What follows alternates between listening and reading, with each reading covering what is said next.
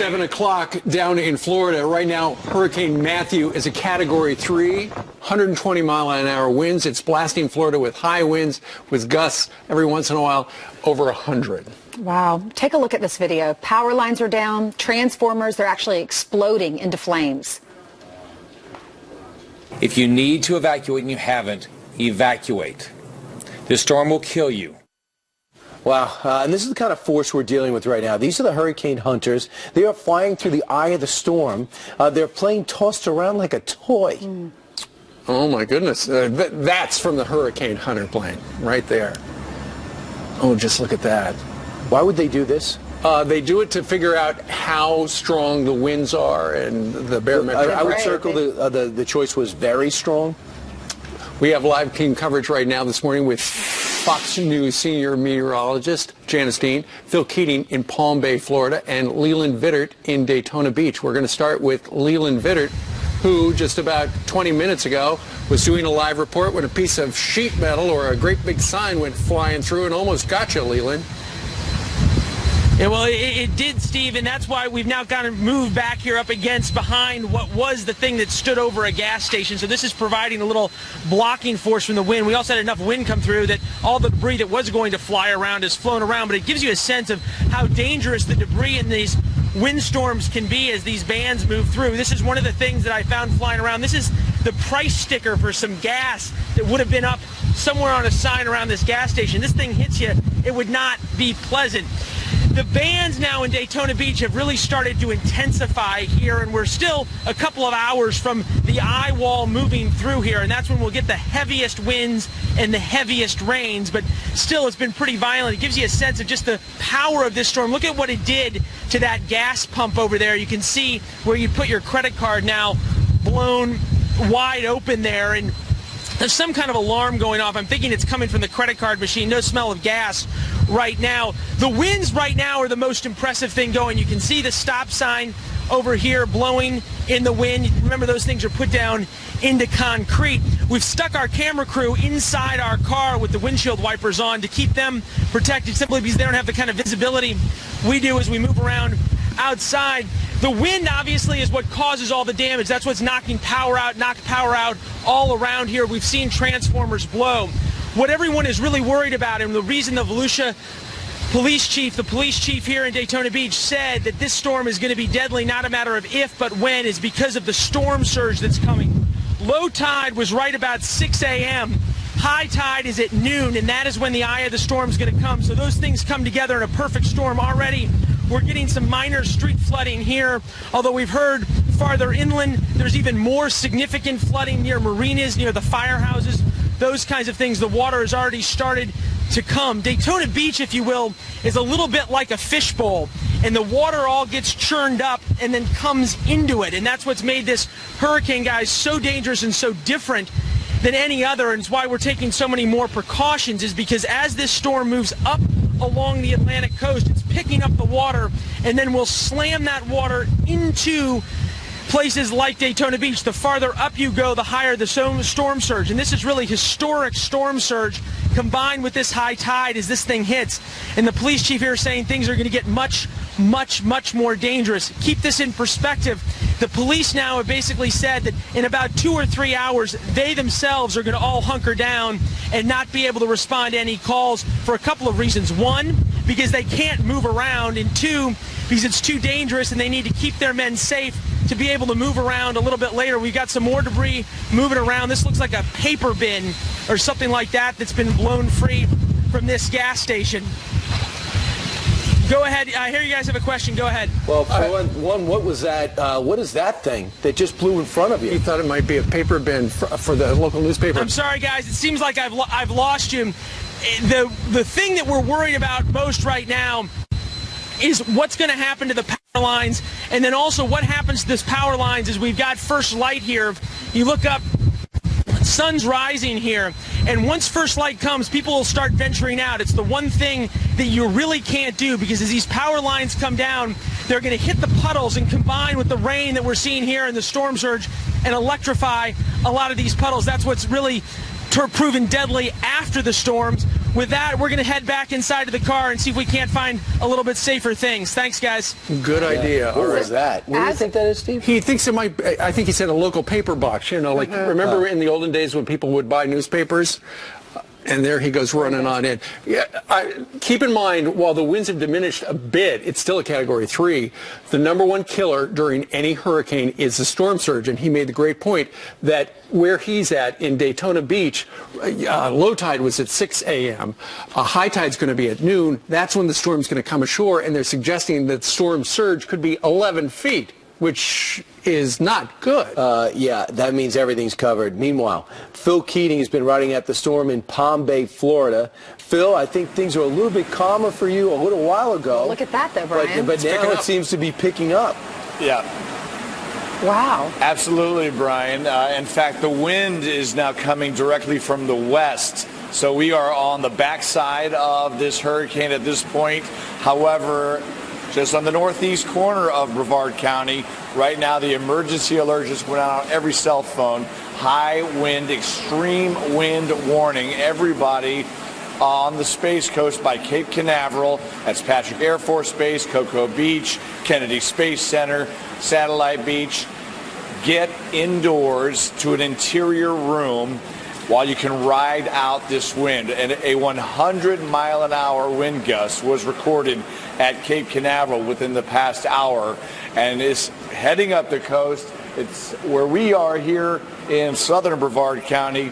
The eye of the storm and the heaviest, strongest, fiercest wind bands remain far enough off the shoreline where we are that we were able. All right, that's one of the problems with live television, and your satellite dish gets blown a bit.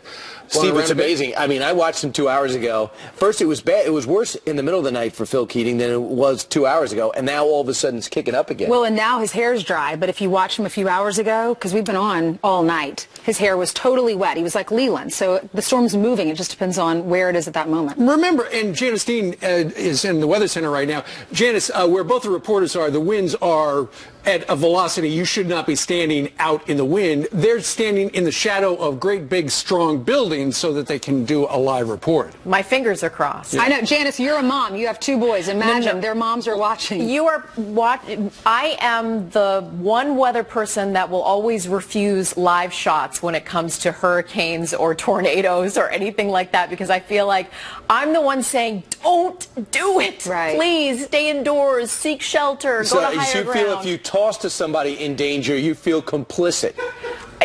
I can't look. I seriously go like this the whole time when Leland was out there. We are assured by the producers they are in safe locations. Okay, good. I just want to point out, Steve mentioned Nicole. That's Hurricane Nicole out there in the Atlantic. The good news is Nicole's not going to affect us. But here is the latest 120-mile-per-hour sustained winds. The closest brush with Florida it is making right now. And we're not getting reports from some of these areas, but Daytona Beach, which is where Leland is, we've got winds gusts in excess of 67 miles per hour. So that can take a projectile and, you know, hurt someone. So that's why we're concerned, and we want Leland to take shelter and be safe.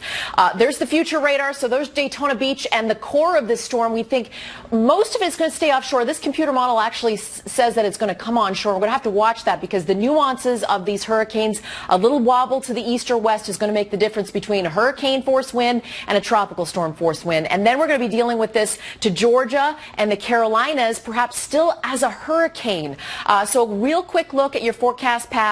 We're going to get a new update anytime between now and 8 a.m. We'll certainly bring that to you, whether or not this storm is strengthened, if it stays offshore. But you can see as we head through Friday, now curving along Georgia. And Steve, I know you mentioned that this is important, is that because we have counterclockwise winds, the storm surge from the ocean is going to come onshore. And some of these low-lying areas, I've been reading that this could have a Sandy effect. So even though Sandy was a Category 1 when it made landfall, it had an enormous storm surge that had inundated parts of New Jersey and New York and damaged the shoreline. So that is a big concern for the coastline of North Florida and Georgia and into the Carolinas. And then we're going to watch this perhaps recurve out in the Atlantic. So they're your tropical models as we go through time. This is what makes that cone of uncertainty. And we're hoping that the bulk of this stays offshore. But again, we can't really, we're into a now casting forecast where we were doing it by the minute because it's really hard to tell whether or not it's going to make a right or left-hand turn.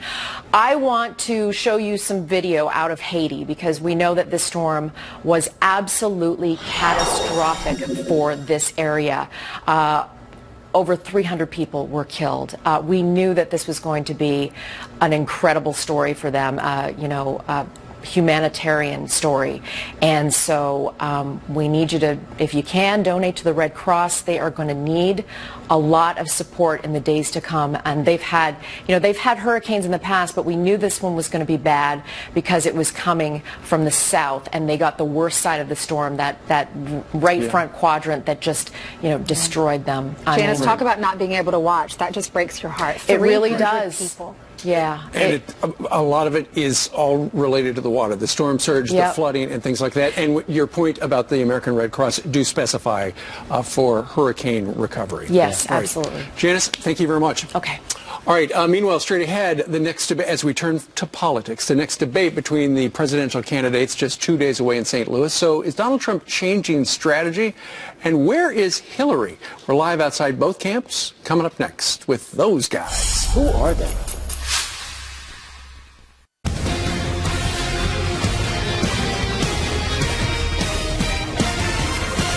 All right, just 32 days from the election, and the candidates are gearing up for Sunday's debate in St. Louis. Donald Trump is hitting the trail to show support for people affected by Hurricane Matthew, and Hillary Clinton, behind closed doors, prepping for the debate. We have live team coverage right now. Mike Emanuel is in Westchester County to talk about Hillary Clinton. But first, we start with Fox News senior national correspondent John Roberts, who is outside Trump Tower to talk about Trump. Steve, Ainsley, Brian, good morning to you. Donald Trump will spend the entire day today in New York. He has got a roundtable this morning with members of his National Security Advisory Team. One of the things, of course, that they'll be looking at is what's going on in Florida with Hurricane Matthew hitting so hard there. Donald Trump is going to look at this from a number of different fronts. First of all, he's a property owner down there, part-time resident. He's got a lot of other businesses down there as well, employs a lot of people. Clearly, he'll be concerned about them. And as well, should he become president, the next time a hurricane hits the mainland in the United States, it may be him who is leading the response to it.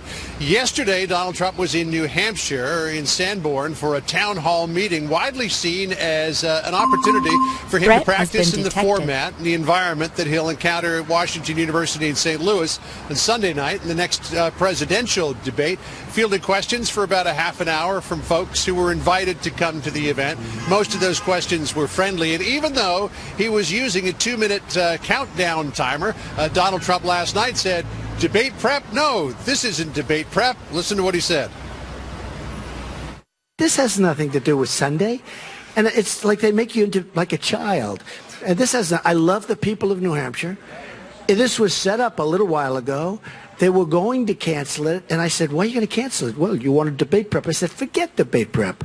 I mean, give me a break." Do you really think that Hillary Clinton is debate prepping for 3 or 4 days? Hillary Clinton is resting.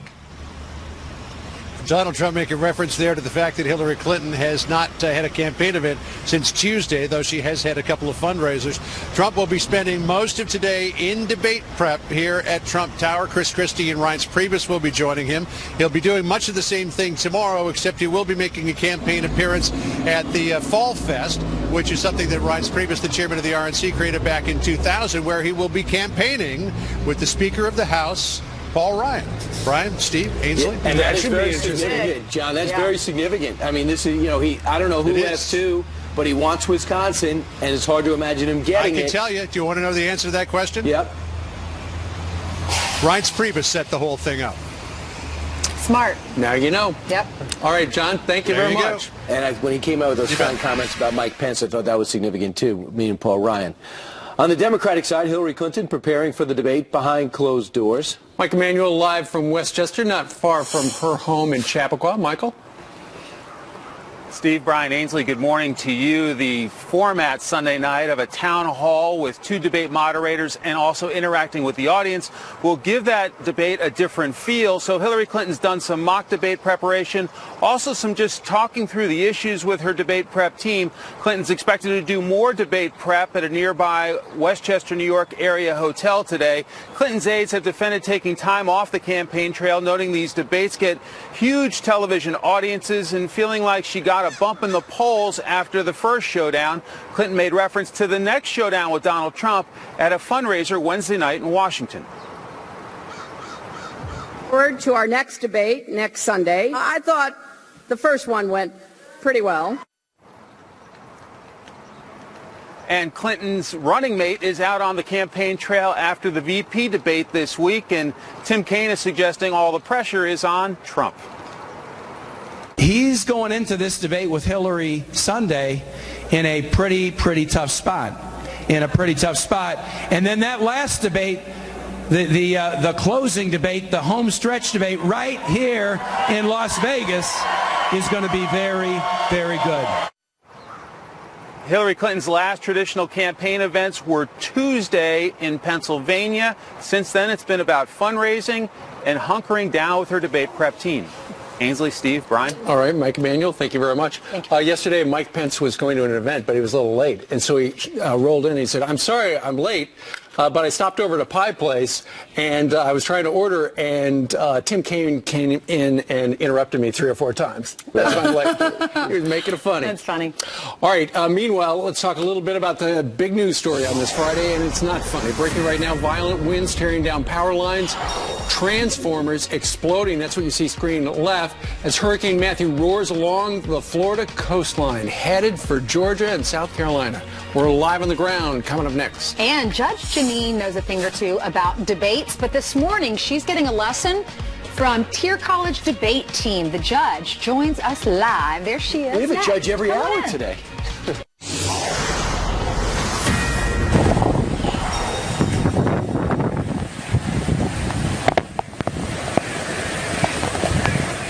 Wow, that looks like hail. You're looking at live at Cocoa Beach, Florida, where Hurricane Matthew is whipping across the coast, blowing over palm trees, causing some power outages already. Hurricane Matthew now a Category 3 storm, downing power lines, and as you can see right there in images taken a few hours ago, transformers exploding into flame, short-circuiting. Not safe down there right now. Problems could only get worse, the experts say. Catastrophic storm surge flooding expected up and down the East Coast, and that includes the Space Center there. That's right. The worry is that it could impact Cape Canaveral, which doesn't have the space shuttles there anymore, but it is an active launch pad for the company SpaceX. Because we don't really have a space program that's doing much. Judge Janine joins us right now. Judge, you're going to be taking care of this story throughout the weekend, of course, and a lot of people are extremely worried. Yeah, they are worried, and they have good reason to be worried. And, you know, the most important thing is that people listen to the forecasters and, you know, get out in time. This weekend, you're going to be live, and, of course, everybody's going to be looking to the Sunday night debate, which is really kind of a town hall between Hillary Clinton and Donald Trump. Right. You went to a university and talked to some actual debate experts, right? You know what, guys? I mean, I love debate teams. I love the moot court. I did all that stuff. But I went to a university to speak to these kids who are part of the debate society at St. John's, and I asked them, you know, what did Trump do right? What did she do right? What did Hillary do wrong, and vice versa? And it was fascinating to listen to these students. So street justice tomorrow night, and by the way, I'm going to be in St. Louis right before the debate. We're doing the show live from there. We're going to talk about debating because it's not just what they say, it's the nonverbal messages. Sure. It's the, you know, the facial expressions. How do they work? Should they use them? You know, so I think we've got something from Street Justice. Well, then let's watch. You ask for and they'll play it. Yeah. I'm here at St. John's University, and behind me is the Debate Society. They're going to tell us what Donald Trump and Hillary Clinton did wrong in the last debate and what they need to change and do for the debate on Sunday night in St. Louis. One thing you want to do is create a central theme in which you can bounce off your debate topic off, like what you're arguing for. So you can kind of go back to like, okay, this is my speech, this is my pitch line, and then as I go with my arguments and I keep working towards my pitch line, it makes it a more convincing and persuasive argument. Why was Hillary smiling when she was being criticized by Donald? Was that appropriate? If it was a male and he was smiling, we wouldn't be focusing on as much. We're focusing on it. Do you really believe that? Yes, I Oh, do. come on, get past it. Nothing like sending you to a college and chewing out the kids. They were saying, because it's a woman. I think, get past it as a commander-in-chief. Stop with this. Oh, if she were a woman, you wouldn't be asking this. It's, it's 2016. She's running for the biggest office in the land and probably the world, and you're asking that because she's a woman. Well, you were criticizing her, and she was smiling like Hillary was. All right, but they were so much fun, and they were smart, too. It was kind of interesting. You have to be on the debate team, All right, so we're celebrating our 20th anniversary today, and I know you have some favorite Fox memories. I've been here for many years. When Fox started, I was a DA, and it was right during the OJ case, and so I was doing a lot of television here as a sitting DA. But the one memory that will stick out when they asked, in the 20 years, what do you remember the most? It's when I was working for Fox, and I went to a courtroom on the Robert Durst case, and so I used to run the courtroom. I was a judge. I told everybody what to do. Well, I get thrown out of a courtroom on the Durst case because I'm working for Fox and they don't want me in the courtroom. So I call up Diane Brandy. I say, Diane, they're throwing me out of the courtroom. I need a lawyer. So Fox gets me a lawyer and they get me back in. But it was really, and there's Robert Durst, who you have written a book about. I've written a book about. He killed them all. And he is on his way to L.A. allegedly to be tried for the murder of Susan Berman. Why not? And there he is right before that admission from the Jinx where he says, what did I do? Kill them all, of course.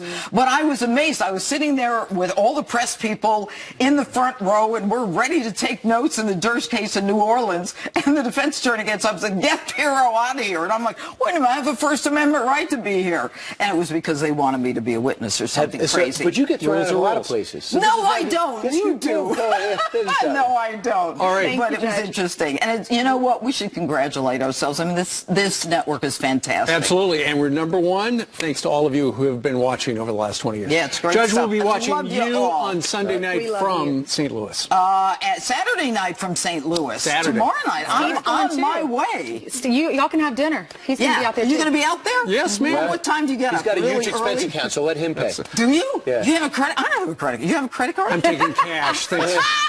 All right, Judge, thank you very much. Good to see you guys. All right, meanwhile, it's 7:30 here in New York City. And a Fox News alert, one of our country's greatest assets under threat as Hurricane Andrew bears down on Cape Canaveral and the Kennedy Space Flight Center. Just how much danger lies ahead for America's Space Coast? We examine that coming up next. Wow. Oh my gosh! Hard to stand in the wind! Wow! Terrifying overnight. Hurricane Matthew, a Category 3 hurricane, lashing Florida, winds well over 100 miles per hour. Transformers are bursting into flames, leaving hundreds of thousands of people in the dark this morning, and power might not be restored, some are saying, for weeks. And the governor let everybody know it, too. Millions under evacuation orders. Florida Governor Rick Scott warning the holdouts that their lives are at risk with catastrophic storm surge expected in Florida. We have live team coverage this morning with Fox News senior meteorologist Janice Dean in our weather center, but we're going to start with Leland Vittert live in Daytona Beach. Leland, I can see the winds have really picked up there in the last half an hour. Got a question for you to start with, and that is this. The governor made it very clear yesterday that if you are in the hurricane zone, get out. Any estimate how many people did evacuate and how many people are still there, hunkered down? Very hard to tell exact numbers, Steve. Only the anecdotal evidence that there are hotels sold out all the way to Fort Myers, 5-6 hours away from here, of people who left. But also, as we drove around, there were people around here, and there was a lot of people who said they weren't going to stay. So no way to have exact numbers. But here in Daytona Beach, the police chief said that because of how many people are staying, it is not a matter of if people die in this storm, but when they die. And we're getting a sense of why that is as the wind speed really picks up here. Best way to figure out how strong the wind is, my back's to it right now. If you turn into it and the rain pellets really start to hurt when they hit your face, you know it's a pretty strong wind. We've moved back from where we were earlier. One gas station, the there as the wind had toppled over the awning over it. This one, it actually lifted the awning clear up, brought it over, and then flipped it upside down there. You can see, and of the 350,000 people or so who are without power right now in Central Florida, that was as of an hour ago, so the number could have gone up. There are a lot of them who are without power here in Daytona Beach as the power continues to go down. You can see now the palm trees are completely sideways, a lot of the debris flying around. Speaking of the debris, the thing you worry about is stuff flying off of something like that. We're upwind from it, so when it flies off, it's going to fly that way. Obviously, the price of gas is already flown away. Speaking of supplies and those kinds of things, you can see over there on these gas pumps the yellow right there, and that means that there was no gas. The gas pumps have been covered. There were people have been out of fuel here for 2, 3, 4 days, those kinds of things. So whoever is hunkered down needs to be able to survive for a long time. We're told here in Daytona Beach it could be a week or 2 or perhaps even 3 before they get the power restored, before they get services up. As we've moved away from the beach, the storm surge that's expected by about noon, it'll be up to here on me right here in Daytona Beach, as we have that perfect storm, literally, of the hurricane eye wall coming up the coast and then high tide here in Daytona Beach. So the storm surge hasn't really hit as of yet, but we are certainly expecting it here in the next couple of hours, guys. Hey, I got to ask you, Leland, what's behind you? Is that somebody's roof? Gas station. This is the roof that would normally protect you from the wind and rain if you were pumping gas here at this gas station. So the wind that's coming sort of from this direction here, as the eye wall spins around, the wind is coming at us basically from the northwest. It lifted that roof up off of this gas station awning and flipped it on its side. So you can imagine the power that's needed to do that. And really, we aren't anywhere close to full strength of Matthew here in Daytona Beach, guys. Leland, you can hear the wind whipping. You can see the trees. They're completely tilted, They're bent so be over. very careful. Get back in the car with the camera guy, because it is a scary Standing situation. out there in that open parking lot makes All me right. worried. Janice Dean has been tracking this storm, and, you know, Janice, he told us it's hard to tell exactly how many people did evacuate, but yesterday the governor was very clear. Get out. And the number one killer during a hurricane, it's not the wind, it's the storm surge, and that is coming. Right, and when you look at previous hurricanes that we have covered, the big ones, Katrina, the strongest part of that, the most deadliest part of that hurricane was the storm surge and the inland flooding. The same thing for Hurricane Sandy. That was a Category 1 storm. So you don't get caught up in these categories, because the big threat from this is going to be the storm surge, because we have low-lying areas all along North Florida in towards Georgia and the Carolinas, and then perhaps a foot of rainfall on top of that. And 6 to 11-foot storm surge on top of high tide, depending where you live, is going to put things underwater. So we're not done with this storm. We still have really several days to go, but I just want to show you where the eye wall, that the core of the strongest winds, 120-mile-per-hour sustained winds, and we also got a report of 100-mile-per-hour winds on Cape Canaveral at a higher elevation. So that just goes to show you that not only are we going to feel these battering winds depending on the center, the core of the storm, but we're going to get the potential for heavy rain as well as beach erosion. We haven't talked about that, but forecast wind gusts, hoping that the worst of this stays offshore. But I've been mentioning we're into a period of nowcasting where we're actually forecasting, you know, an hour in advance, because the nuances of these hurricanes, a wobble to the left or right could mean the difference between hurricane force winds and tropical force winds. So, you know, we'll continue to keep tracking it. New update coming up before 8 a.m. All right, we'll be watching. Janice, thank you very much. Okay.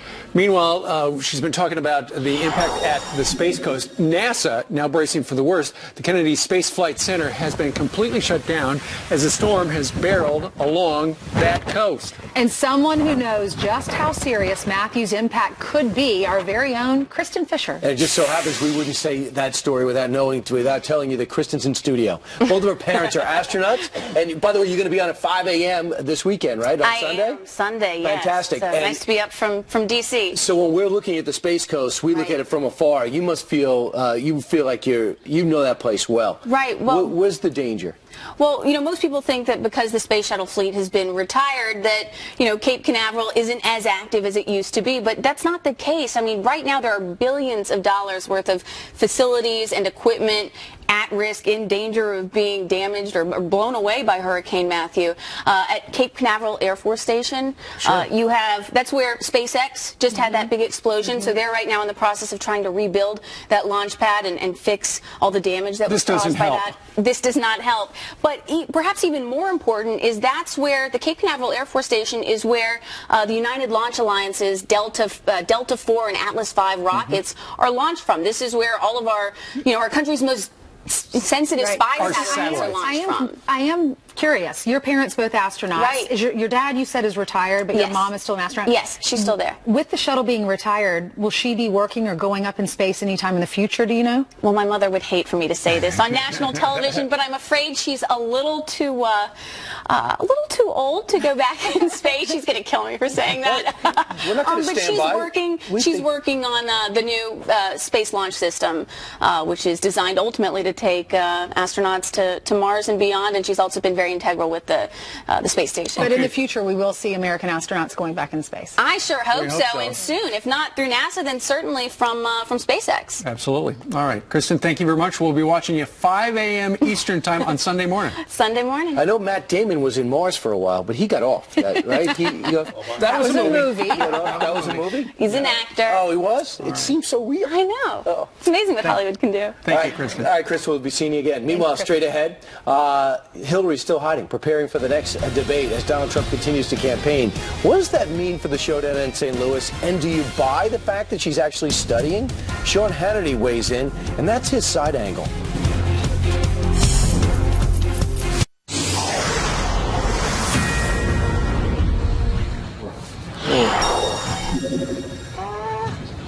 We are back with a Fox News alert. Right now, hundreds of thousands of people are waking up without power this morning.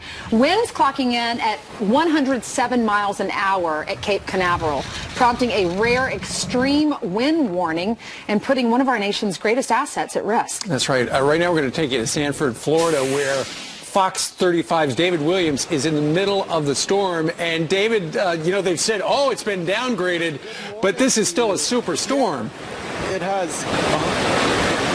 It is. It's very powerful. You can see, even though we're probably about 25 or 30 minutes inland from the Atlantic Ocean in suburban Orlando, you could see that these winds are very powerful. I want to show you, we've got some debris in the streets that are flying around, and the only people that are really on these streets are Sanford police officers. And if my photographer could just pan around to show you the trees up here, you can see are just bending and flexing in the wind. And also a little further, what you're seeing is the marina in Sanford, but a few thousand people without power. But again, this storm is packing a very powerful punch in this part of Central Florida. Guys, back to you. Thank you, David. The two big stories going into the weekend, this storm and the big debate on Sunday. Steve's going to be out there. Brian and I are coming in on Sunday to cover that here in the studio. We woke up Sean Hannity this morning, 7:45 here on the East Coast. Sean, thanks for joining us. We wanted to talk to you about the debate this weekend and how Donald Trump's preparing. Hillary, they're saying, is resting. She's resting up for the debate. And right, Donald Trump is preparing. He's out there on the campaign trail.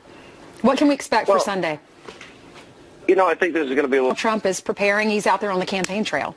What can we expect for Sunday? I think this is going to be a little different because it's a town hall format. Trump prepares differently, I think, a little more unconventional in the way he prepares. And he did a town hall in New Hampshire last night, so I guess that is part preparation as well.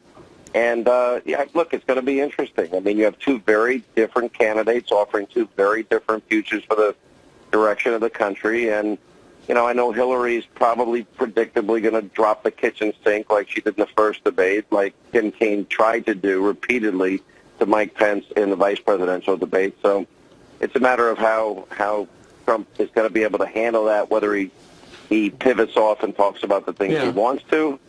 So that's what I would expect. Well, Sean, Mr. Trump has actually been on your program a number of times where the venue has been like a town hall. So, that kind of experience can help him, right?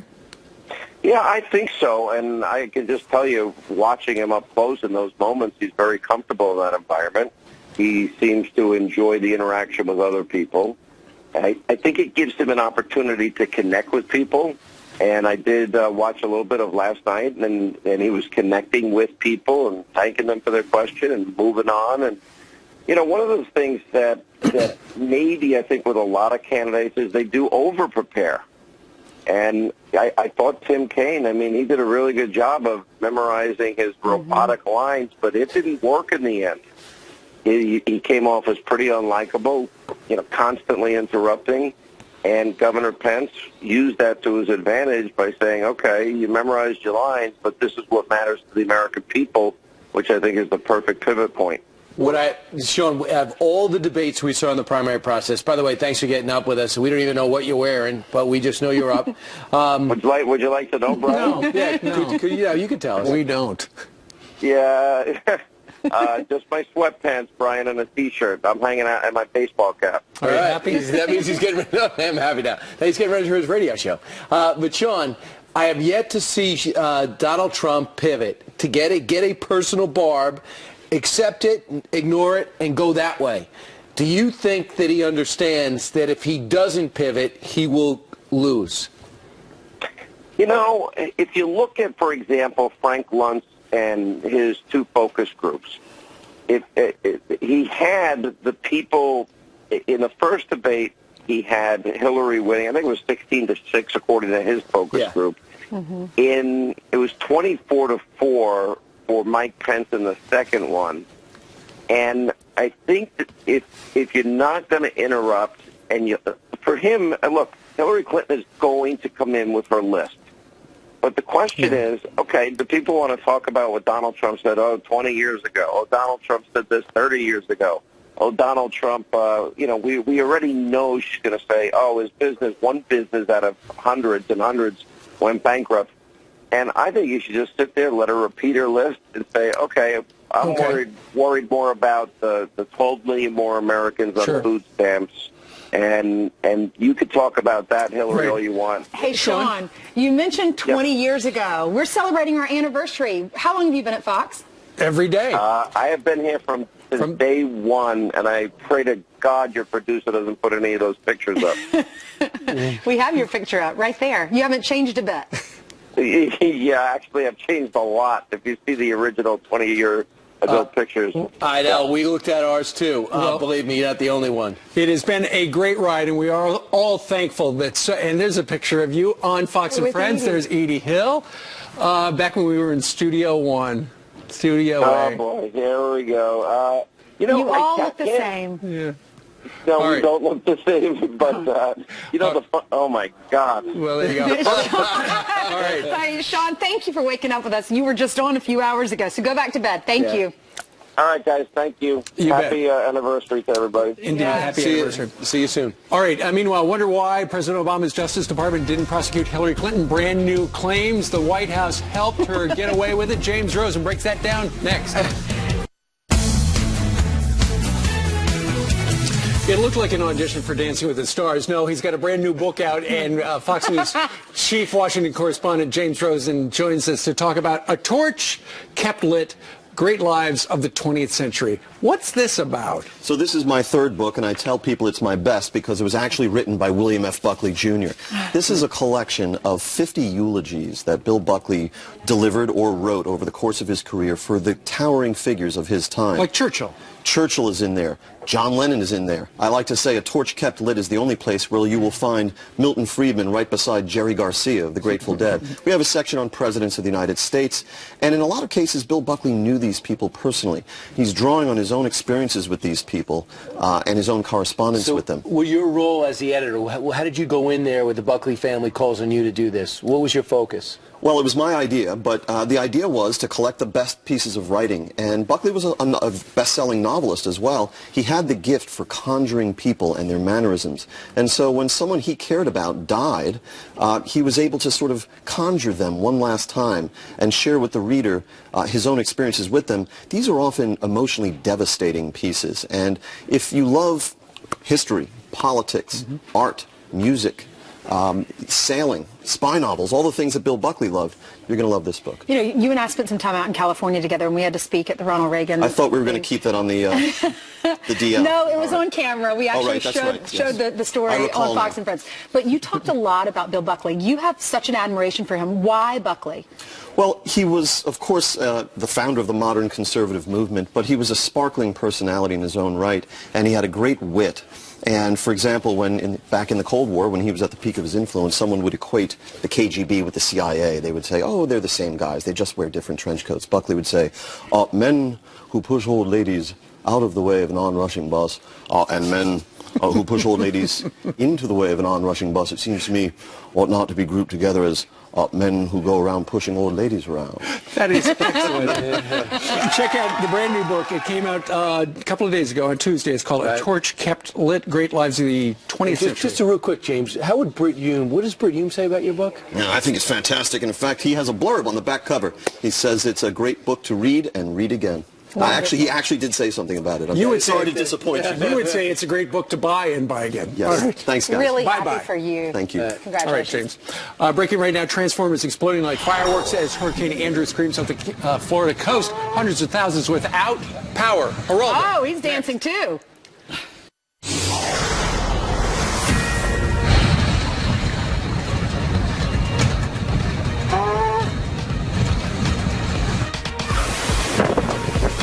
If you need to evacuate and you haven't, evacuate.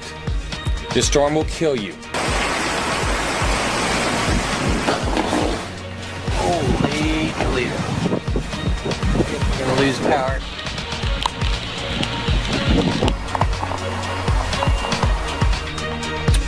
What you're looking at is Mother Nature's wrath. Hurricane Matthew hammering the Florida coast at this hour. Category 3, winds up to 130 miles per hour. Mother Nature, you don't want to mess with her. After a night of pounding rain and wind, we are now getting a first-hand look at this hurricane as the sun starts to come up. All right, now we have live team coverage this morning with Phil Keating in Palm Bay, Florida, and Fox News senior meteorologist Janice Dean, as well as Leland Vittert. He's in Daytona Beach, where things are still looking a little crazy. We begin with Leland. Brian, good morning to you, and certainly crazy is the right word for it as the sun comes up and this storm continues to intensify. This is one of the more intense rain bands we've had, and they always talk about how the wind is the most impressive, but it is the water and the flooding that is really truly deadly. And inland flooding, we're a block inland, and the flooding has began as the wind bands and rain bands are coming across. You can see the wind just moving the water right down this street here, and then the stoplights swinging. Power's out and been flickering in most of Daytona Beach. The wind has gotten so bad the ambulance here has stopped running, and just checked in with the Daytona Beach Fire Department. They're one of the only fire departments in about a 30-mile area up and down the coast that are even able to get out of their firehouse because of the conditions have gotten so bad here. Power lines down this street as well, and this is just very the beginning of it. Low tide was 6 a.m. The storm surge, which will be coming from about a block that way, hasn't even begun yet. And already we've got at least a foot of water standing here. You can see this liquor store. I'm going to get Greg to stay over here. This liquor store has got sandbags. The water only needs to come up about another foot or two before this liquor store totally floods. And the sandbags will help a little bit, but certainly won't if things continue to go further over to the left. Even more destruction here with this fence. And you keep in mind what the Daytona Beach police chief said when he said it is not a matter of if, but when people die in this storm. That'll happen for a lot of different reasons, as we've learned. Number one probably is electrified puddles, which happens when these power lines come down and then hit the flooded area. Number two, an awfully huge concern here is this high water, and as this water rises and people start to come out of their houses with the sun coming up to check out storm damage, so often it's cars getting stuck in the water. We are now just a couple of hours away from when the eye will make its way up the coast and come here with the highest winds and that's when the police department and the fire department simply say it is going to be way too dangerous for them to go out and try to rescue anybody who's stuck here. And clearly, Steve, Brian, and Ainsley, you were asking earlier about how many people would decide to ride out the storm. Just from viewing lights on and cars and houses that appear occupied, there are a whole lot of people here who are going to be hunkered down for a very long time, with the power going out, with the storm surge coming, and the watering continuing to rise here. Guys, back to you. At least they have electricity in that neighborhood. It looked like a branch just fell behind you. Did y'all see that? Well, wouldn't be surprising given what's happening. Oh. Leland, thank you very much. At least 300,000 people are waking up in the dark this morning. Florida Power and Light officials say it could take weeks to get the juice back on. Oh my gosh! It's hard to stand in the wind. Wow! Okay. Wow is right. Phil Keating has been riding out that storm. He's down in Palm Bay, Florida. Phil, you talked to some folks who decided not to evacuate, right? What was their thought process? Yeah, we did. Yeah, here at the Tropical Inn Resort, they are currently without power, no electricity. It went out here at about 3 in the morning, and much of Brevard County has the same story. More than 100,000 people have no power. This was the big marquee name sign, Tropical Inn Resort, which was up on the roof. That blew over here through the morning hours between 2 a.m. and 5 a.m. It was howling winds and rain, all of it coming north to south. If you can look down there at that restaurant, you can see the rain blowing right to left. That's coming in from the west. And that's the whole shift here in wind and rain speed is all about, we're on the backside of the hurricane now. The eye of the storm is now northeast of Cape Canaveral, where about 2 hours ago they had a 100-mile-an-hour wind gust. Winds were bad all up and down the coastline, barrier islands, and anybody who decided to hunker down and avoid the evacuation request, well, they certainly have no power right now. I did talk to one special operations guy at 1 in the morning who just appeared in the wind and rain, and here's what he told me. Coming down here, it's actually pretty rough. It's comparable to some of the stuff I've actually seen out in Okinawa, Japan. I spent nearly a decade there, and the typhoons will come through like 4 or 5 times a year. And I'd have to say the difference being is America's not used to this kind of weather. He had seen our previous live report, and he thought on his TV in his apartment, that's not that bad out there. But then he walked half a mile to where we were. He said, it's that bad out there. That's how it was, and that's how it's going to be further north in Florida. All right, Phil Keating live in Palm Bay, Florida with the very latest. Let's go to Janice Dean. Janice, as the sun comes up, we can see some of the damage, but you got to worry because that big blob behind you is skirting the coast, and it's bringing a huge storm surge. Right, and the one thing we haven't talked about is if the center of the storm remains offshore across the warm waters of the Atlantic, we could see strengthening, because if the eye wall moves over land, there is more potential for weakening of the storm. But this storm is not weakening. Category 3, we just got the latest update, still 120-mile-per-hour sustained winds, and still getting at least tropical storm force winds along the coast south of the eye wall. And look, there's the eye wall right there where we've got those 120-mile-per-hour sustained winds coming so close here to Titusville. We have no reports of winds right here, but we did get a report around Cape Canaveral of winds upwards of 100 miles per hour. There's Daytona Beach, where we've got Leland Vittert hunkered down and being safe, I hope. There's your future radar. So one of our computer models showing the eye of the storm coming very close, maybe a landfall. We'll have to watch for that, but it's not about the landfall. It's about the strong winds, the heavy rainfall, the storm surge, which is the worst part of the storm. In some cases, 6 to 11 feet of storm surge on these vulnerable areas along the beach. On top of high tide, that's going to put things underwater. And then we're going to deal with this across the mid-Atlantic on Sunday, perhaps, with the latest computer models. And just a quick look at your forecast track, remaining Category 3 for the next 12 hours. And then we're going to watch this skirt the coast of the Carolinas, Georgia as well. I want to point your attention to Haiti because this storm was in Haiti a few days ago and it caused catastrophic damage. It was a Category 4, high-end Category 4 that brought upwards of close to 40 inches of rainfall.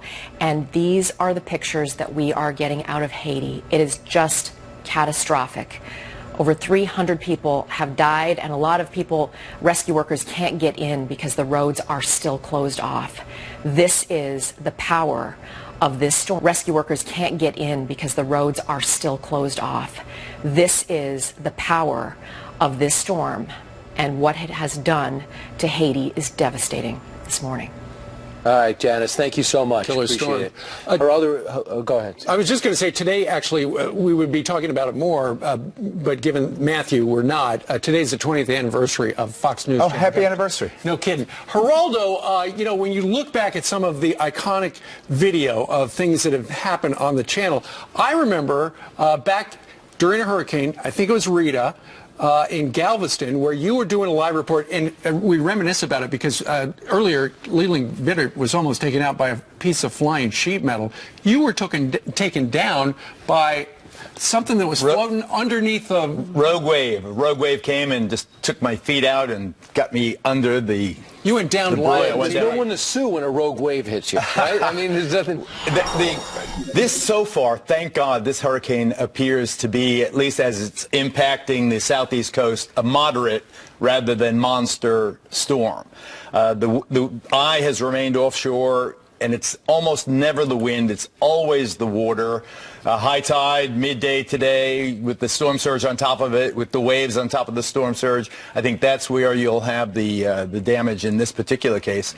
But my goodness, when you think back, even with all the talk of global warming, 2004, there were 4 hurricanes that impacted Florida. I covered them all. The next year was Katrina, of course, 2005, and the devastation that Katrina wrought. New Orleans is not the same still, a decade later. Then Hurricane Rita that you mentioned. And I think that when you look at the political aspects of these storms, 2004, the federal government, George W. Bush was the president, Jeb Bush ultimately the governor. Worked great. The federal government just poured resources in. People were saying they were getting $10,000 for wet mattresses during that election year. Then you had Katrina the next year with the devastating response, FEMA really dropping the ball, seeing the military having to come in. And that one impacted President George W. Bush's party, and I think that impacted McCain's race several years later. That's where you had rappers and hip-hop artists and so forth saying the federal government doesn't care about black people. No, it's just Kanye West. George Bush doesn't like black people. But the point being that politicians can use and be abused and hurt or benefited by storms. Even now you have Hillary Clinton taking out ads on the Weather Channel, for God's sakes, which seemed to me the most, they took him down. The most cynical ploy ever. Thankfully they took them off the network. It seemed much too opportunistic. But how Donald Trump and Hillary Clinton respond to this, although it seems so far, as I mentioned, I don't think that you've had any fatalities yet, at least not as I've heard. And if it stays offshore, I don't think you will. It seems to me, I mean, just looking at the track of it, I'm no expert, Janice is, but the low country, so-called low country of around Charleston, when if the tide is right and the storm surge comes in, you're going to have extensive flooding in that poor area over the weekend. Exactly right. Not good. Lots of family there. Sorry. Geraldo, happy anniversary. Happy anniversry. Here's the 20 more. Best shoes that have been on the couch in quite some time. Oh, what are those? Erica got them for me. They're what are they? Fries. Okay. I got a bunch of them. Okay. Very snazzy. Little hoops. I thought they were Keds. Thank you, Geraldo. Thanks, Geraldo. All right. Meanwhile, coming up straight ahead, just 2 days away, so is Donald Trump going to change this time around? What about Hillary Clinton's strategy? We're going to go to both camps next. John Roberts and Mike Emanuel will talk. And as we just told you, Fox News Channel turns 20 today. We're celebrating with a walk down memory lane. Yep, Harrison Ford. Bill O'Reilly's joining us coming up.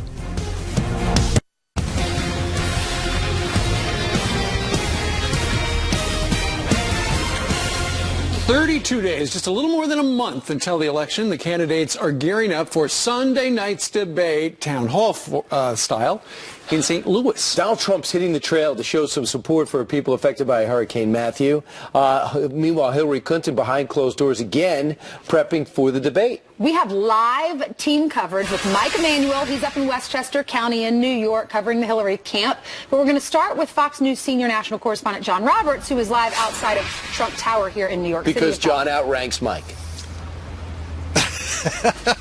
Only in your eyes, Brian. Only in your eyes. Good morning to you, Brian. It's Steve. 32 days left. Not that anyone's counting till we can go back home and see our children. Donald Trump's got a couple of quick things this morning. At 9 o'clock, he is meeting with the Immigration and Customs Enforcement Council. This is the union that endorsed him just recently. Very first time that the ICE union has ever endorsed a presidential candidate. He'll be officially receiving their endorsement this morning, talking about border security. Then he has got a roundtable with his national security advisors this morning. Clearly, one of the things he'll be keeping a close eye on today is what's going on in Florida with Hurricane Matthew. Trump is a part-time resident of Florida. He's got a lot of friends down there, employs a lot of people, has a lot of properties and business interests as well. So he's going to want to make sure that things are working smoothly there. Plus, there's the fact that if he becomes president, he is going to be the one that makes the call of when and where to send in FEMA. Yesterday, he was at a town hall in New Hampshire, Sandown, just north of the border with Massachusetts. This was kind of billed to us as an opportunity for him to get used to a town hall format before that all-important second presidential debate coming up at Washington University in St. Louis. Though Trump last night, even though he was working with the 2-minute countdown clock, was disabusing us of any notion that last night was about debate prep. Listen to him. We're saying this is practice for Sunday. This isn't practice. This has nothing to do with Sunday. We're just here because we just wanted to be here. And, you know, Hillary, frankly, they talk about debate prep. That's not debate prep. She's resting.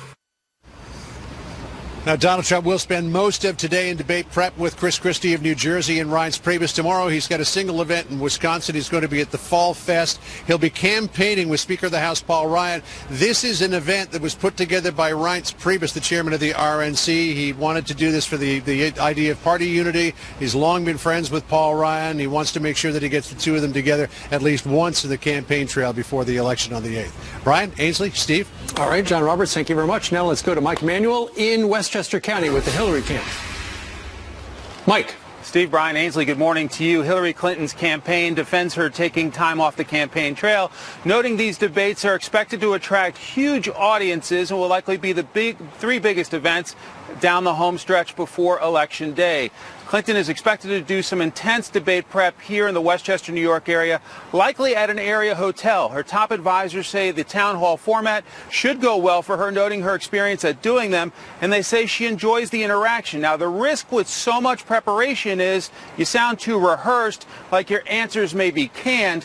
Clinton's running mate says all the pressure is on Donald Trump at this point, while Hillary Clinton says she's looking forward to that showdown in St. Louis. Her last public events on the campaign trail were Tuesday in Pennsylvania.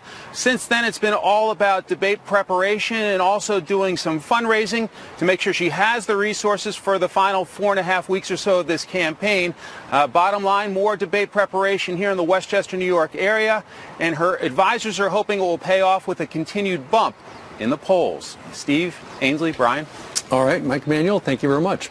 It's going to be almost impossible to script everything, though, this time. I mean, you got two moderators, you have random questions, and you have an opponent. Meanwhile, back to the hurricane. Take a look at this picture live. That is storm surge. It's exactly what we've been talking about all morning long. It's not the wind that kills as many people during a hurricane. It is the storm surge. We're going to take you there live next. And in addition to that, as we've been talking about it this morning, we are celebrating 20 years here at Fox News. Right. Who better to party with than Tucker and Abby? Where's Clayton? Clayton. And Bill O'Reilly's going to join us. Look at that. You're looking right now live at storm surge in Daytona Beach, Florida. That's what we've been talking about all morning long. Yep. Well, let's go out to David Williams. He is nearby in Sanford, Florida with the latest. What's it look like there, David? Good morning to you. Yeah, you can get a clear picture. These winds are very strong in this part of Central Florida. We are about 25 to 30 minutes from the beach in Daytona, but we have debris out here that's along the streets. And if you look up, you can see our palm trees are just bending and flexing in the wind. I just heard a little while ago about 100,000 people, possibly more, in our area are without power. But in this part of town, in Sanford, people do have power. We have not seen many people on these streets, but we have seen quite a few officers that have stopped to simply ask us if we are okay. But a lot of people are staying off the roads and are definitely hunkering down and waiting for this hurricane to pass. But you can get a clear sense of just how strong these winds are. We're live in Santa Florida. I'm David Williams for the Fox News Channel. Dave, we thank you very much. It's talking about when people are going to hit the streets. Wait in your towns until the cops say it's okay in South Florida. Meanwhile, with us right now to look back at 20 years at Fox News. We have 20 people on the couch. I know, we do. Do you even know these people? Not really. Steve, do you? Tucker, Abby, and Clayton join us today. Hey. It was 20 years ago today that the Fox News channel first signed on. Tucker, what has been the significance of Fox News in the zeitgeist? By the way, I was there for the very first show as a reporter covering Bob Dole, pulled up in a van, accompanied him to the studio, and I remember thinking, this will never work. You came into this room. Yes, and it was, we had no idea what Fox was. It was literally the very first day, and I was just a beat reporter covering him, and it's a different world 20 years later. And Fox you didn't think it would work? I worked for another network at the time, and I remember thinking, what is this? It's like some little network, and I'm not good at, this is why I'm not in finance. I'm not good at spotting. Right. And Clayton, you were against Fox at first. Right, absolutely. I was out there picketing. Yes, I thought that was wrong. I was with Tucker. We were out there, we're saying, this is not going to work. No, actually, I first watched you 20 years ago in the green room when I worked at Good Day LA as a producer out in Los Angeles, and I'd be up at like midnight or whatever watching you guys on the air doing the show. Back then, it's hard to believe it's been that long. To 20 years. I grew up watching the show, like so many people out there, and it's one of those that continues to just, I think, connect with so many people all over the country. And Fox and Friends Weekend is interesting because I think it started as a pet show, right? It was like an animal circus. It was like an animal circus show, right? Because I used to get a lot of that guy's calls. His first name was Brian Kilcullen. I used to get a lot of his messages. No, that show was called the Pet Show. I can't help you, Labrador. It started, I think, at 9 o'clock in the morning. So there was a show on before that, but it was taped. And then because of all the news, and Fox News started picking up popularity, we had to go live every day of the week. So from pets to Clayton. Right, that's really Nice. You know the difference between Fox and everyone else is when you watch Fox, you get a sense that there's a country outside of New York, Washington, and Los Angeles. Yeah. There's a lot in between the coasts, and I don't ever feel that. Every other channel I've worked at, I feel like is programming to the neighbors of the producers. It's kind of interesting, Tucker, because when we meet people in New York, they tell us there's other places you could go because they don't really like us here. So that's hilarious. They like us everywhere but here. No, they say they like to visit New York. Exactly. But we worked together on your very first show. Right. We were anchoring the weekend. Almost 9 years. I've been here almost 9 years. So January will be 9 years. Okay. And on our very first show, Ainsley and I did Fox and Friends Weekend together for the very first time. Yeah. Crazy. I remember that. Yeah, when you and Dave came. Who played the other man? Dave Briggs was our co-host at the time. He's now at NBC Sports. Since then, you've had 3 kids. 3 kids. Life has changed. Yeah. You've had a kid? Yeah. You've gotten older? Wow. Not a bit wiser. Inspired you. Right. I think the first time I ever did TV was on this couch when my dad was running over 4 years ago. That's right. And I have never been so nervous. Oh, sitting really? in that moment. Yeah. The first time you go on a set, especially this one, the lights, the cameras, you've never done it before. And you guys always just made us feel so comfortable. Did he bring the whole family? Oh, the whole family always goes. The whole family always goes. I think we were over there. How many kids are there? 7. Wow. 1 of 7. Well, that's why we have a big couch. All right, what do you got going this weekend? We're going to be heading to St. Louis after the show on Saturday. The second presidential debate is happening on Sunday night, and it's actually a big deal. We can overstate the importance of these debates, but I don't think you can overstate the importance of this one. This is Trump's opportunity to This is his last opportunity. It kind of is, yeah. And the town hall vibe is going to be interesting to watch, how he interacts with an audience and how he answers questions that way. And what we hear, he has prepared a little bit more. He may not want to admit that, but it sounds like, given his schedule, he's prepared a little bit more for this debate. And the most fascinating thing I thought he said over the last few days is, I don't think I'm going to attack Bill. I don't want to get elected because of the problems Bill Clinton's had. I'm going to focus on what I want to do. And I thought to myself, did I just hear that? Really?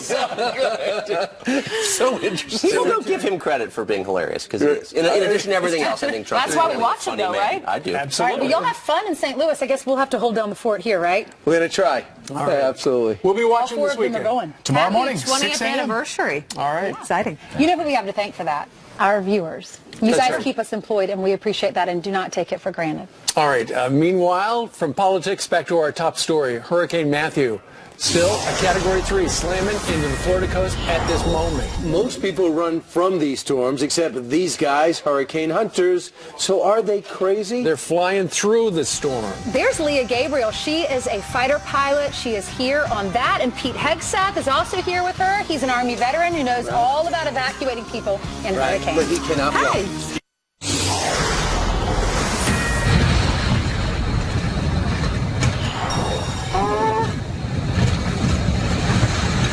Where's that moving from? Looks like the 4th of July. That was last night. Transformers blowing up and power lines sparking, cutting off electricity all over Florida as Hurricane Matthew swept through the state, leaving a path of destruction that is continuing right now. All right, in Cocoa Beach, winds were ripping a hotel sign right off the ground. There it is, laying on its side. The monster storm clocking in with winds up to 170 miles an hour at Cape Canaveral.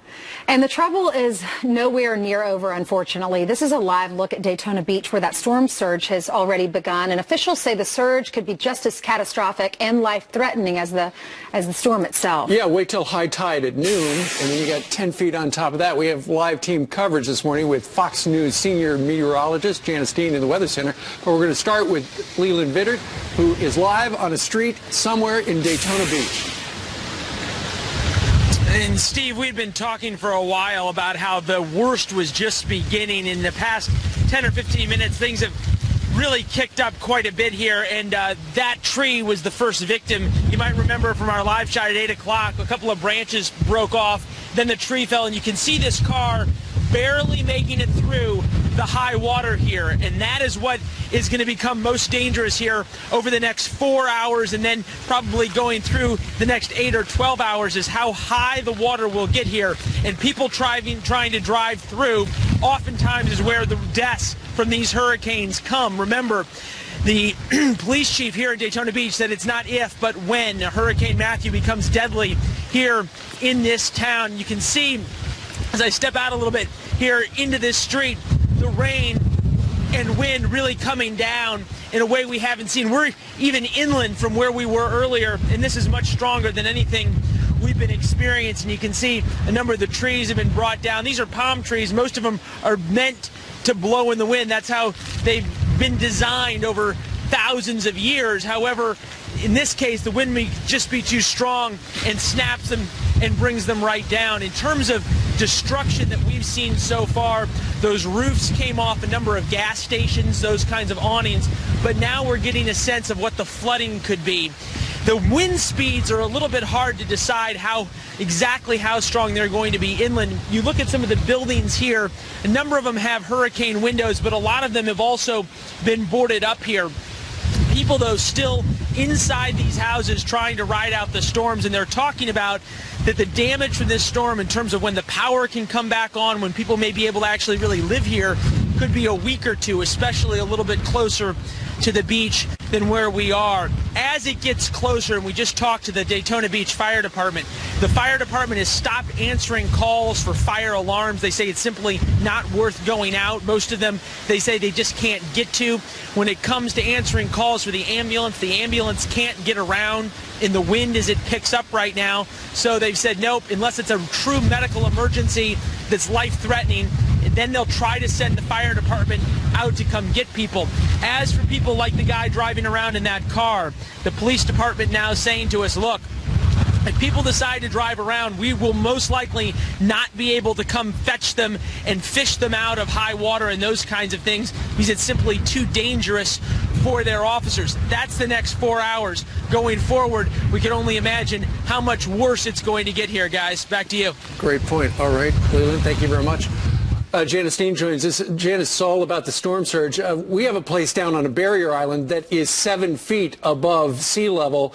You're talking about a storm surge of at least 11 feet in some spots at high tide. It depends on where you live and where you are along the vulnerable coastline. And yeah, certainly 7 to 11 foot storm surge on top of high tide is going to put things underwater. But let's put this in perspective. When we talk about a hurricane, typically we see a point of landfall and then it spreads out and it's pretty much over. This is a Category 3 hurricane that's going to be with us for many days along the coastline. That's what makes this so different.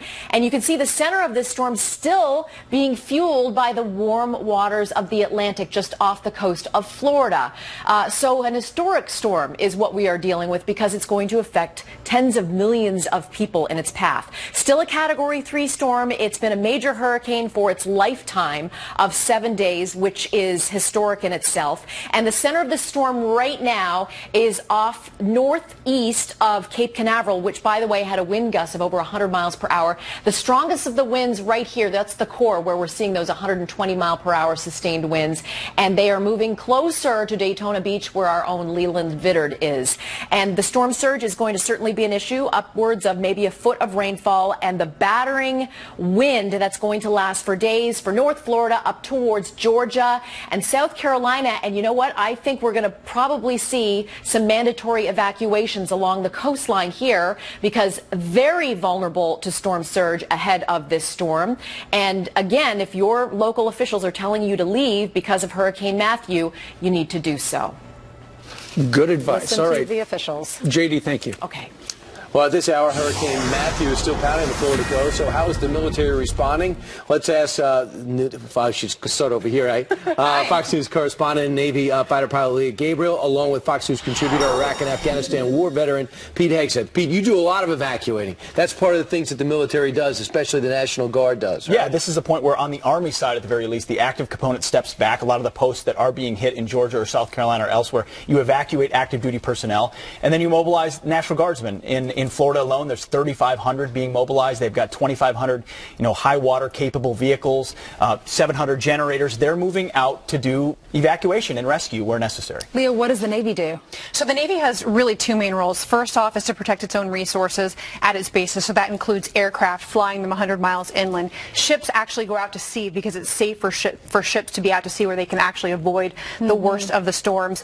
Things like their weapons, they protect and they secure. But then the other main role that the Navy fills in these types of situations is the humanitarian aid. And the Navy is excellent at doing that. If you go back to the earthquake in Haiti, Katrina, Sandy, the Navy is there to provide assistance. In fact, I spoke with a senior Navy official who told me that the USS George Washington, which is the aircraft carrier that I deployed on, is ready to assist right now, as well as USS Iwo Jima, which is an amphibious ship, sort of a mini aircraft carrier. So we have helicopters, we have hospitals. And some will go to Haiti too, right? Haiti always gets. Yes, in fact, help. the Navy official I spoke with tells me that one of those two ships, if Southcom were to ask, Southern Command were to ask, then the ship would go to Haiti to provide support. So we sort of wait for that request from either Northern Command or Southern Command. Speaking of requests, thousands of National Guard soldiers and airmen have been activated. So at what point do they wind up getting deployed if somebody needs them? Yeah, I mean, on a case-by-case basis, they're going to be pre-positioned in places where they believe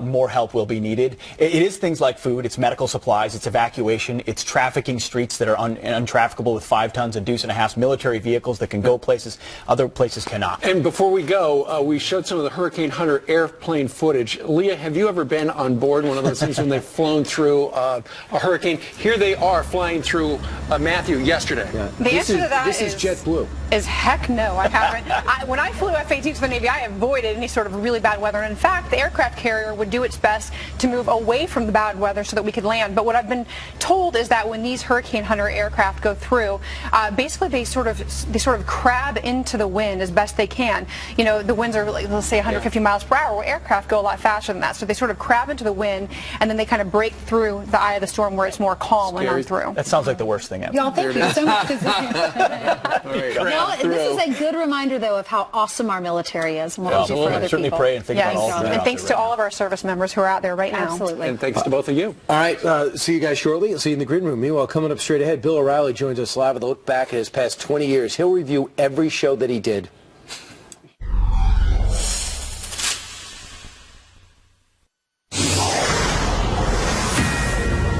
All right, these are live pictures coming in right from Daytona Beach. That's the storm surge we've been talking about all morning. That's the closest look we've had. That's right. Let's bring in Bill O'Reilly right now. Bill, good morning to you. Thanks for joining us on Fox and Friends. Good morning. Sure, anytime. It wasn't that long ago, 4 years ago, there was a hurricane, later called a superstorm, Sandy, actually kind of impacted the election. Here we are 32 days out. Does this have any political impact? I don't think so. You know, we're going to cover it live tonight on The Factor, but it seems everybody's pretty well organized for the storm. I don't see it having a lot of impact. Do the candidates need to go down there? I mean, they've got this debate on Sunday, so their hands are tied. Yeah, I don't know if Trump's hair can handle that down there. That's a good point. Yeah, so if I were the candidates, I wouldn't go down. You had your big premiere last night. Where was it last night at the Killing Reagan? Yeah, big premiere in Washington, D.C. at the News Museum. And the first time I had seen the movie with music cut in and all of that, it's really good. I was watching the crowd, too, watch the movie. Everybody's riveted. And I understand you saw the movie, right, Kilmeade? Yeah, I thought it was awesome. Really good. Awesome. Wow. I thought it was really good. 4 stars. I actually, you even have a little bit of sympathy for the Hinckley's family because of the way you wrote the book and the way we watched the Reagan story. We also see the Hinckley story, and, of course, they come together. So I thought it was great. How about you, Deucey? I have not seen it. I'm going to be watching October 16th on Nat Geo along with the rest of America. They definitely nailed it, didn't they? So you didn't feel the need to do any prep, Steve? I didn't get a copy of it, Bill. Oh, man, I can't believe that. Well, had you sent me one, I would have watched it. Bill, it's been 20 years since Fox has been on the air. Any great memories? You were here day one.